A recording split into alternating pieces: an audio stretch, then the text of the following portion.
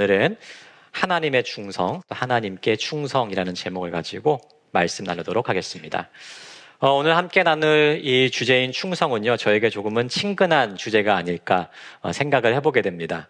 제가 충성스러운 사람이어서가 아니라요, 저희 아버님이 군인이셨던 관계로 제가 이 단어를 참 많이 듣고 자랐기 때문이에요.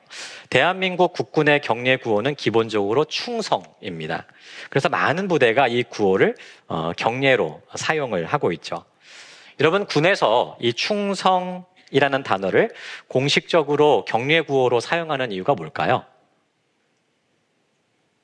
아마도 사람들이 국가에 충성하는 것을 군인의 본분으로 여길 뿐만 아니라 이를 고귀하고 가치 있는 개념으로 여기고 있기 때문이 아닐까 생각을 합니다. 여러분은 충성하면 어떤 이미지가 떠오르십니까? 충성. 아마도 자신의 목숨도 아끼지 않고 민족의 독립을 위해 치열하게 싸운 독립운동가나 외적의 침입을 용맹하게 무찌른 군인들의 모습도 떠올리실 거예요. 이를 보면 더욱 크고 또 높은 가치를 가진 대상을 위해서 자신의 목숨도 아끼지 않는 그 고귀한 모습이야말로 충성이 가진 긍정적인 모습이라고 생각을 하는 것입니다. 하지만 현대에 들어서 이 고귀한 충성이라는 개념이 조금은 부정적인 의미로 사용되고 있는 것은 아닌가 생각을 해보게 돼요. 우리가 다니는 직장 등에서 상급자로부터 맹목적이거나 과도한 충성을 요구받을 때가 심심치 않게 벌어지기 때문입니다. 내가 내 직장을 사랑하고 아끼는 마음에서 충성하는 것은 얼마든지 할 수 있어요. 하지만 상사나 혹은 기업이 가지고 있는 힘의 논리에 의해서 불합리한 충성을 요구받는다면 그것만큼 힘든 일도 없을 겁니다. 실상 우리의 일상에서는 상급자가 자신이 가지고 있는 힘으로 하급자에 대한 맹목적인 충성을 강요하는 때가 분명히 있습니다. 그래서 살아남기 위해서 겉으로는 충성하는 척하지만 마음을 다한 충성을 하는 것은 좀처럼 어려워졌다라고 생각을 합니다.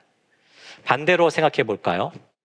오히려 이제는 개인주의가요, 점점 극대화됨에 따라서 이 충성이라고 하는 이 고귀한 가치를 고루하고 낡은 것으로 여기는 경향도 점점 커지고 있죠. 정리하면 여러 가지 이유로 우리는 이 충성이라는 고귀한 가치가 점점 약해져가는 시대를 살아가고 있는 것입니다. 이처럼 충성에 대한 부정적인 개념이 생겨나게 된 이유가 뭘까 생각을 해보면 충성에 대한 오해가 있기 때문이 아닐까 생각을 해보게 됩니다. 많은 사람이 충성을 아랫사람이 윗사람에게 대해서 복종하는 태도로 생각을 한다는 거죠. 우리가 생각하기에도 아랫사람이 윗사람에게 충성한다라고 하면 이해가 되지만 윗사람이 아랫사람에게 충성한다라고 얘기하면 선뜻 이해하기가 어렵습니다. 그만큼 사람들은 이 충성을 아랫사람에게만 해당되는 자세와 태도로 생각을 한다는 것이죠. 하지만 여기서 우리가 분명하게 알아야 될 것이 있습니다. 세상에서는 이 충성을 아랫사람이 윗사람에게 하는 자세와 태도로 생각할지는 몰라도 성경에서는 이 충성을 위에서 아래로 내려오는 것이다 라고 얘기한다는 점이에요. 여러분, 이 충성은 하나님께서 가지고 계신 성품입니다. 따라서 우리가 충성스러운 존재가 되어야 된다고 하는 것은 우리가 충성스러운 존재이기 때문이 아니라요, 하나님이 가지고 계신 그 충성스러운 성품을 담는다는 말이에요. 그렇다면 여러분, 하나님께서 우리에게 충성하신다는 이 말이 어떤 의미를 가지고 있을까요? 이는 충성의 의미를 알아보면요, 어느 정도 좀 이해가 될 수 있으리라 생각을 합니다. 충성이라는 단어를 원어로 찾아보면 피스티스라는 헬라어 단어가 사용됐어요. 이 헬라어 단어는 보통 믿음이나 신실함으로 번역이 되는데 믿을 수 있고 신뢰할 수 있는 상태라고 이해할 수가 있습니다. 이 단어의 용례를 생각해 보면요, 성경에서 이야기하는 충성은 누군가에게 복종하거나 따른다는 뜻이 아니라 신뢰할 수 있는 그 상태에도 초점이 맞추어져 있음을 우리가 알 수 있는 거죠. 그렇다면 여러분, 누군가를 믿고 신뢰할 수 있기 위해서는 무엇이 전제되어야 될까요? 믿을 수 있고 신뢰할 수 있으려면요, 그 대상의 마음과 성품과 계획이 변하지를 않아야 돼요. 우리가 보다 보면 막 이랬다 저랬다 하는 사람, 막 갈팡질팡하는 사람 우리가 보지 않습니까? 여러분, 그런 사람들을 볼 때마다 이 사람은 참 믿음직스럽다, 그렇게 생각하실 수 있나요? 그럴 수가 없습니다. 정리하면 이 충성이라는 성품은 변하지 않는, 지속성을 전제로 한 진실한 마음과 태도를 뜻하는 거예요. 여러분, 우리가 믿는 우리 하나님은 어떤 분이십니까? 어떤 분이시죠? 하나님은 변하지 않으시는 분이세요. 그 성품과 계획과 약속에 있어서 변하지 않으시는 신실한 분이십니다. 시편 119편, 89편, 90절까지의 말씀인데요. 함께 읽어보겠습니다. 여호와여, 주의 말씀은 영원히 하늘에 굳게 섰사오며 주의 성실하심은 대대에 이르나이다. 주께서 땅을 세우셨으므로 땅이 항상 있사오니. 이 말씀에서 고백하는 하나님의 성품 뭡니까? 하나님은 변함없이 항상 신실하시다는 거예요. 이처럼 성경은 우리에게 하나님을 신실한 분, 또 충성스러운 분으로 소개한다는 것이죠. 오늘 본문은 이처럼 자신의 약속과 계획에 대해서 변하지 않으시는 하나님의 충성스러운 성품이 어떤 것인지를 잘 설명하고 있습니다. 오늘 말씀의 배경은 이스라엘이 출애굽을 한 이후에 광야에 서 있었던 일입니다. 이스라엘이 출애굽을 하고 향한 곳은 시내산이었어요.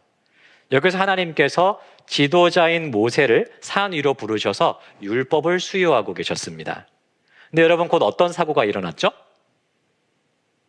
시내산에 올라간 이 모세가 아무리 기다려도 내려올 기미가 없는 거예요. 그래서 이스라엘이 이 모세의 형인 아론을 불러다가 그들을 설득해서 무엇을 요구하죠? 모세가 시내산에 올라가서 죽었는지 살았는지 알 수가 없으니까 금으로 된 송아지 상을 하나 만들어 달라는 거예요. 그리고 이 송아지 상을 우리를 애굽에서 인도해낸 하나님으로 믿고 섬기자는 것입니다. 실제로 그렇게 만들어 주었고 그렇게 섬겼죠. 이에 진노하신 하나님께서 모세에게 하셨던 말씀이 무엇입니까? 9절부터 10절까지의 말씀인데요. 함께 읽어보겠습니다. 여호와께서 또 모세에게 이르시되 내가 이 백성을 보니 목이 뻣뻣한 백성이로다. 그런즉 내가 하는 대로 두라. 내가 그들에게 진노하여 그들을 진멸하고 너를 큰 나라가 되게 하리라. 이스라엘을 진멸하고 모세로부터 다시 구원의 역사를 쓰시겠다는 하나님의 선언이 있었습니다. 여러분, 우리가 이 말씀을 읽으면서요, 하나님의 마음을 좀 이해할 수 있어요. 이해하실 수 있으시죠? 기껏 애굽에서 노예살이하고 있던 사람들 구원해 줬더니 결국 하는 짓이 뭡니까? 우상 숭배잖아요. 하나님께서 마땅히 진노하시는 것이 마땅할 뿐만 아니라 광야에서 그들을 버리셔도 할 말이 없습니다. 근데 여러분 어떻습니까? 하나님이 정말 이스라엘을 진멸하셨나요? 광야에서 그들을 정말 버리셨습니까? 그렇지 않습니다. 여러분, 하나님께서 이스라엘을 버리시지 않은 이유가 뭐죠? 모세의 간절한 기도 때문이었어요. 11절입니다. 모세가 그의 하나님 여호와께 구하여 이르되 여호와여 어찌하여 그 큰 권능과 강한 손으로 애굽 땅에서 인도하여 내신 주의 백성에게 진노하시나이까. 13절입니다. 주의 종 아브라함과 이삭과 이스라엘을 기억하소서. 주께서 그들을 위하여 주께 가리켜 맹세하여 이르시기를 내가 너희의 자손을 하늘의 별처럼 많게 하고 내가 허락한 이 온 땅을 너희의 자손에게 주어 영원한 기업이 되게 하리라 하셨나이다. 이스라엘의 범죄에 진노하신 하나님 앞에 모세가 간절하게 기도했습니다. 하나님께서 전해주셨던 그 약속을 좀 기억해 달라는 거죠. 그래서 이스라엘을 용서해 달라는 거죠. 하나님께서 이스라엘을 영원히 버리지 않으시고 그들을 사랑하시고 그들을 백성 삼으셔서 열방의 복이 되게 하겠다라고 약속하셨으니 그 약속대로 진노와 포기 선언을 거두어 달라고 요청하고 있는 것입니다. 그러자 여러분, 그 결과가 무엇입니까? 14절인데요. 함께 읽어보겠습니다. 여호와께서 뜻을 돌이키사 말씀하신 화를 그 백성에게 내리지 아니하시니라. 하나님께서 이스라엘에게 주셨던 그대로, 그 약속대로 그들을 버리지 않으셨어요. 여전히 자신의 백성 삼아주셨다는 거죠. 저는 이 모습이 하나님의 충성스러운 모습을 보여주는 아주 대표적인 말씀이라고 생각해요. 여러분, 우리 하나님의 충성은 우리가 뭐 어떤 일을 하든지 어떤 죄를 지었든지 그냥 허허 웃으시면서 그래 괜찮다 괜찮아 그냥 그렇게 허허 웃으시면서 바라보는 그런 감정의 불변을 얘기하는 게 아닙니다. 우리가 잘못했을 때 하나님 화도 내시고 징계도 하시고 심지어는 내가 너희를 내 백성 삼은 것을 내가 후회한다. 내가 너희를 내 백성 삼은 거 후회한다라고 말씀하시지만 우리를 끝까지 사랑하셔서 버리지 않으시는 그 의지와 약속과 정한 마음의 불변을 얘기하시는 거예요. 제가 이제 제 아내와 결혼한 지 13년이 됐거든요. 예. 그거밖에 안 됐냐 이제 시즌 분들 여기 이제 계시는 것 같은데요. 예, 아무튼 13년이 됐습니다. 제가 결혼할 때 저는 제 아내를 평생 사랑하겠다라고 그렇게 선서했어요. 근데 여러분, 제가 결혼 때 그렇게 선서했다고 해서 제가 결혼 생활을 하면서 지금까지 내내 제 아내를 사랑하는 감정만 갖고 있었을까요? 네, 물론 그랬으면 좋았겠지만 여러분들 다 이해하시리라 생각합니다. 그렇지 않았습니다. 그동안 제가 제 아내를 살면서 때로는 이해되지 않고 때로는 여러 가지 차이들 때문에 참 납득하기가 어려운 일들도 있었어요. 그리고 극명한 의견 대립이 있을 때도 있었습니다. 여러분, 그럴 때마다 제 감정은 제 아내를 사랑하는 감정이 있었던 것이 아니라 오히려 미움에 더 가까운 감정들이 있었어요. 그래서 어떨 때는 제가 아내를 향해서 화를 내기도 하고 싸우기도 하고 또 삐지기도 했었죠.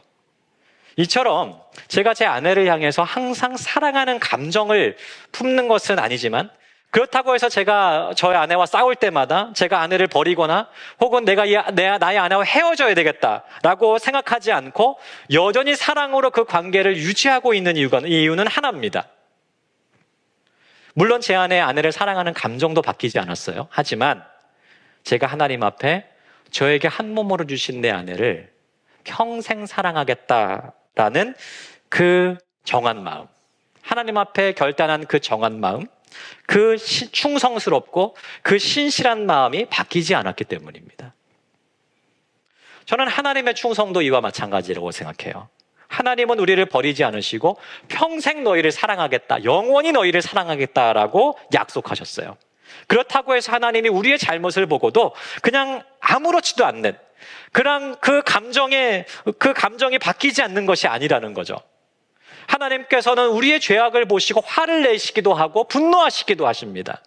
하지만 그럼에도 불구하고 하나님이 여전히 우리를 사랑하시는 이유는 무엇이냐 하면, 하나님께서 우리를 영원히 사랑하시겠다라고 결단하신 그 정한 마음이 단 한 번도 흔들리지 않았기 때문이에요.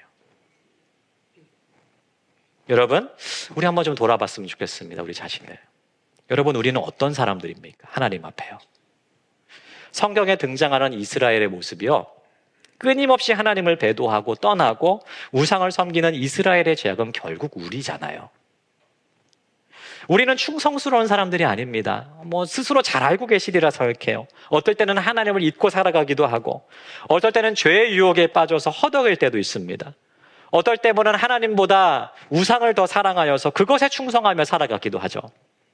근데 여러분, 이러한 우리라 할지라도요, 끊임없이 하나님을 배도하고 하나님을 떠나고 하나님 앞에 수많은 죄악들을 저지르며 살아가는 우리라 할지라도요, 우리가 하나님 앞에 나아가 용서를 구할 수 있는 근거가 있다면 그것은 무엇입니까? 저를 용서해 주십시오, 주님. 저를 향한 하나님의 진노와 노여움을 푸시고, 주님, 저를 버리지 마시고 저를 용서해 달라고, 저의 죄를 용서해 달라고 그렇게 하나님 앞에 요청할 수 있는 이유가 무엇입니까? 그리고 용서하실 뿐만 아니라 여전히 나를 사랑하셔서 저를 품으시는 그 하나님을 기대할 수 있는 이유가 무엇입니까? 하나님의 신실함 때문이에요. 우리를 사랑하시겠다라고 정하신 그 마음이 영원토록 변치 않으시는 그 하나님의 충성스러운 성품 때문에 가능한 것입니다. 첫 번째로 정리하면 무엇입니까? 충성은 그 약속과 계획에 있어 변하지 않으시는 신실한 하나님의 성품이라는 것이에요. 저는 여기서 하나님의 충성이 어떤 것인지 한 가지만 더 살펴보기를 원하는데요. 이사야서 43장 2절 말씀 함께 읽어보겠습니다. 내가 불 가운데로 지날 때에 내가 너와 함께 할 것이라. 강을 건널 때에 물이 너를 침몰하지 못할 것이며 내가 불 가운데로 지날 때에 타지도 아니할 것이요 불꽃이 너를 사르지도 못하리니. 이 말씀에서 하나님은 너와 함께 하겠다라고 말씀을 하고 계세요. 그런데 그 함께 하시는 때가 언제인지를 한번 보십시오. 언제죠? 내가 물 가운데로 지날 때입니다. 여기서 물은 얕거나 잔잔한 물을 의미하지 않습니다. 하반절을 보시면요, 깊은 강과 같은 물이고요, 배를 침몰시킬 수 있을 만큼 거센 물살이 몰아치는 그러한 물이에요. 물뿐만이 아니죠. 하나님은 또 어떤 상황을 가정하고 계시죠? 우리를 태울 만한 큰 불을 가정하고 계세요. 여러분, 이렇게 큰 파도가 넘치는 강이라든지 사람을 다 태워서 없애버릴 만큼 큰 불이 의미하는 게 뭘까요? 뭘 의미할까요? 함께 하겠다라고 굳게 약속한다 하더라도 그럴 수 없는 아주 극한의 상황을 가정하고 있는 거예요. 그것을 의미하고 있는 겁니다. 여러분, 하나님께서 이런 상황을 전제하고 계신 이유가 뭘까요? 이런 극한의 상황을 전제하고 계신 이유가 뭘까요? 어떤 상황에든 어떤 조건에서든 하나님께서 정말 나와 함께 하실 수 있는가라는 질문에 답을 주시기 위함이에요. 사랑하는 여러분, 하나님은 언제 어디서나 항상 우리를 떠나지 않으시고 우리 곁에 계신 분이심을 믿으십니까? 네. 하나님은 산과 같은 분이세요. 항상 그 자리, 그곳에 계시는 분이십니다.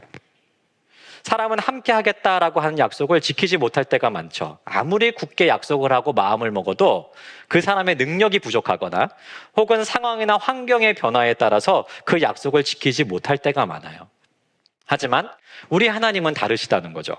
하나님은 내가 있는 그곳이 어디든지, 내가 깊은 물을 건너고 있든지 아니면 심지어 불 가운데 있든지 더 큰 위협과 위협 속에서도 우리를 떠나지 않고 항상 우리 곁에 계신 그러한 하나님이시라는 거예요. 다니엘의 세 친구가 풀무불에 들어갔을 때도 하나님은 그 뜨거운 불길 속에서 그들과 함께 하셨어요. 욥이 상상도 할 수 없는 엄청난 고난을 겪고 있는 그 순간에도 하나님은 그를 떠나지 않고 그의 곁에 계셨습니다. 다윗이 골리앗이라고 하는 엄청난 용사 앞에 선 그 위험한 상황 속에서 또 하나님은 그의 곁에 계셨어요. 마찬가지입니다. 하나님은 우리 곁에 계신다는 거예요. 언제 어디서나. 우리가 고난을 겪으며 눈물을 흘리고 있는 그 순간에도 하나님은 우리와 함께 하세요. 우리가 슬픔 속에서 절망할 때도 하나님은 우리를 떠나지 않으시고 그 자리를 지키고 계시죠. 우리의 고통과 아픔 속에서도 하나님은 변함없이 우리와 함께 하신다는 겁니다. 하나님, 지금도 나와 함께 하시는 것이 맞습니까? 하나님, 지금 내가 건너고 있는 이 넘실거리는 강에서도, 나에게 닥쳐오는 이 엄청난 불꽃 속에서도 하나님, 지금 나와 함께 하시는 것이 맞습니까? 아니, 하나님, 지금 나와 함께 하실 수 있습니까? 이렇게 어려운 순간 속에서도, 이 상황 속에서도 하나님, 정말 저와 함께 하실 수 있습니까? 이 질문에 우리가 하나님의 충성스러움과 하나님의 신실하심을 확신하게 된다면 우리 이렇게 고백하게 될 거예요. 하나님은 정말 신실하신 분이시군요. 고난의 파도가 나를 휘감고 슬픔의 불꽃이 나를 태울 듯한 그 순간에도 하나님은 나와 함께 계셨군요. 내가 혼자라고 느끼고 있었던 그 순간에도, 절망 속에서 방황한 그 순간에도 여전히 하나님은 나를 떠나지 않고 나와 함께 하셨군요. 이것이 충성스러우셔서 항상 신실하게 우리 곁을 지키시는 그 하나님을 우리가 확신했을 때 하나님을 향해서 하게 될 확신과 고백이 될 줄 믿습니다. 정리하겠습니다. 두 번째로, 하나님의 충성은 항상 그 자리에서 우리와 함께 하시는 신실함이라는 것입니다. 여러분, 이렇게 하나님께서 우리에게 충성하시는 분이시라면 우리는 어떻게 그 하나님의 충성에 반응해야 될까요? 우리 역시 하나님을 향한 충성으로 반응해야 될 줄 믿습니다. 고린도전서 4장 2절 말씀인데요. 함께 읽어보겠습니다. 그리고 맡은 자들에게 구할 것은 충성이니라. 우리가 충성이라는 단어를 들었을 때 조금은 부담스럽다라고 느끼는 이유는 이것을 행위적인 관점에서만 생각하기 때문입니다. 시간과 힘과 물질을 들여서 열심히 충성 봉사해야 된다, 이렇게 행위적인 관점에서만 생각하는 거죠. 물론 이 충성은 반드시 행위가 뒤따라야 됩니다. 하지만 우리가 이렇게 행위적인 관점에서만 생각하면 우리는 온전히 충성을 감당하기가 힘들어요. 우리가 하나님께 온전히 충성하기 위해서는 먼저 하나님의 충성에 대한 확신과 감화가 있어야 됩니다. 그리고 그 감화된 우리의 내면이 하나님을 향한 충성으로 반응해야 되고, 그 내면의 반응은 결국 행위로 이어지게 될 수밖에 없다는 거예요. 정리하면 우리가 먼저 하나님의 충성스러움, 하나님의 신실하심을 경험하고 확신했을 때 비로소 우리는 하나님 앞에 신실한 고백을 할 수 있게 된다는 거죠. 어떤 상황이 닥치든지, 어떤 환경에 처하게 되든지 하나님의 충성스러우심과 신실함을 기억하면서 그분 앞에 진실한 믿음의 고백을 할 수 있게 된다는 것입니다. 언제 어디서나 어떤 상황에서도 하나님은 나의 주님이십니다. 저의 믿음과 신앙은 절대 변하지 않을 것입니다. 하나님께서 항상 나의 곁에서 나와 함께 동행하시니 저도 결코 하나님을 버리지 않겠습니다. 어떤 상황에서든지 어떠한 순간에서든지 저는 항상 하나님 편에 서겠습니다. 하나님은 우리에게 이 고백을 원하시는 거예요. 물론 흔들릴 때가 있겠죠. 여러분, 우리의 신앙이 흔들리지 않고 항상 굳건하다, 그렇게 자신할 수 없잖아요. 때로는 우리가 흔들리기도 하고 우리의 신앙이 무너지기도 하고 때로는 쓰러져서 넘어지기도 합니다. 하지만 여러분, 그럴 때일지라도, 우리가 쓰러져서 넘어지는 그 순간일지라도 우리는 결코 하나님을 향한 우리의 마음이 흔들려서는 안 돼요. 우리 하나님의 그 충성스러우심을 닮아서 우리도 하나님을 향한 충성스러운 고백을 하며 살아갈 수 있어야만 된다는 것입니다.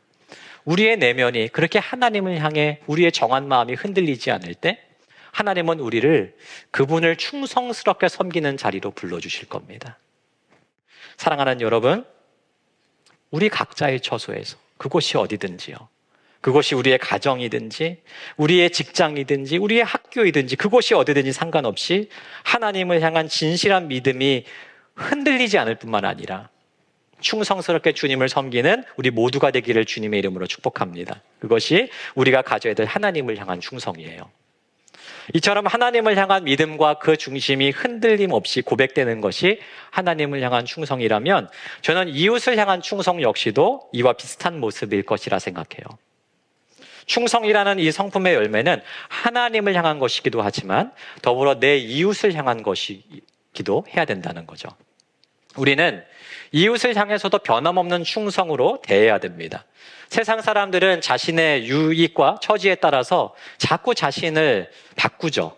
생각을 바꾸기도 하고 입장을 바꾸기도 하고 태도를 바꾸기도 하고 이미 정했던 계획과 의지를 바꾸기도 하고 심지어는 상대방을 속이기도 합니다.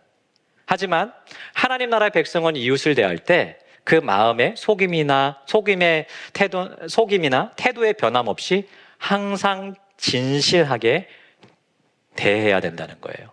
이것이 이웃을 향한 충성입니다.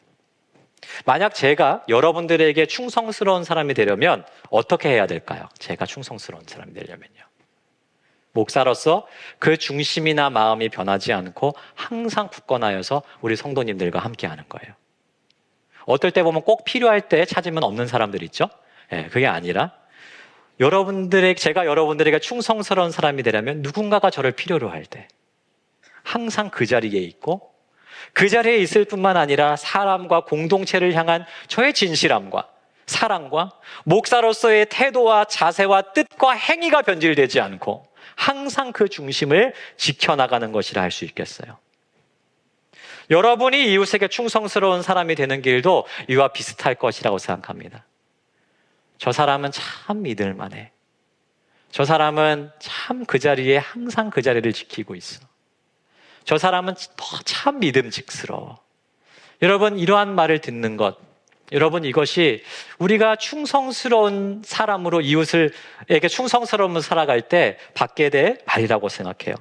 여러분, 이웃을 속이지 않고 항상 진실하게 대하는 것, 그 진실한 태도와 자세가 변하지 않는 것, 이웃이 나를 필요로 할 때 항상 그 자리에 있어주는 것, 그 자리에 있을 뿐만 아니라 그들이 필요로 하는 것을 채워주고 보살펴주고 세워주며 주는 그 행위의 충성, 이것이 단회적으로 그치는 것이 아니라 지속적으로 변함없이 이어지는 것. 내 남편은 참 믿음직스러운 사람이야. 내 아내는 참 신뢰할 만한 사람이야. 우리 아버지는 너무나도 믿음직한 사람이야. 이런 말을 들을 수 있는 것, 저는 이것이 우리가 이웃에게 보여주어야 될 충성이라고 생각합니다. 당연히 쉽지 않습니다. 하지만 우리가 하나님의 충성을 확신하는 사람이라면, 산 같으셔서 항상 그 자리에서 우리와 동행하시는 그 하나님을 신뢰하는 사람이라면 우리 역시도 이웃에게 그런 사람이 되어야 합니다. 그것이 하나님께서 우리에게 요구하시는 이웃을 향한 충성이에요. 정리하겠습니다. 셋째로 우리는 하나님의 충성에 감화되어 하나님께 그리고 이웃에게 충성해야 합니다. 이제 말씀을 정리하겠습니다. 사랑하는 여러분, 우리는 충성스러운 사람입니까? 이 질문에 자신 있게 대답하실 수 있는 분은 아마 이 자리 가운데 없을 거라고 생각해요. 저도 마찬가지입니다. 그만큼 우리는 충성스럽지 않은 사람들이고 충성스러움을 스스로 만들어낼 수 있는 능력도 없는 사람들이에요. 하지만 따라서 우리가 이 충성의 열매를 맺어갈 수 있는 방법은 딱 한 가지입니다. 바로 하나님의 충성을 먼저 확신하고 감사를 회복하는 것입니다. 오늘은 추수감사주일이죠. 우리가 회복해야 될 감사의 제목들이 참 많습니다. 하지만 오늘 이 충성이라는 주제를 통해서 우리가 회복해야 될 감사의 제목은 우리를 향해 끊임없이 충성하시는 그 하나님의 은혜에 감사하는 거예요. 이 별 볼 일 없는 나를 변함없이 사랑하시고 끝까지 사랑하시겠다라고 하는 그 하나님의 은혜, 지금도 여전히 나와 동행하시는 그 하나님의 은혜, 그 은혜에 대한 감사를 회복한다면 우리도 그 하나님의 충성스러움을 닮아서 이 충성의 열매를 맺어갈 수 있으리라 확신합니다. 사랑하는 여러분, 하나님을 향해 충성스러운 우리가 되길 바랍니다. 이웃에게 충성스러운 우리가 되길 바랍니다. 충성스러우신 하나님께서 반드시 우리를 그렇게 변화시켜 주실 줄 믿습니다. 이 사실을 믿고 확신하면서 하나님의 충성을 확신하고 또한 하나님과 동행하면서 하나님을 향해 충성하고 이웃을 향해 충성하는 우리 모두가 되기를 주님의 이름으로 축복합니다.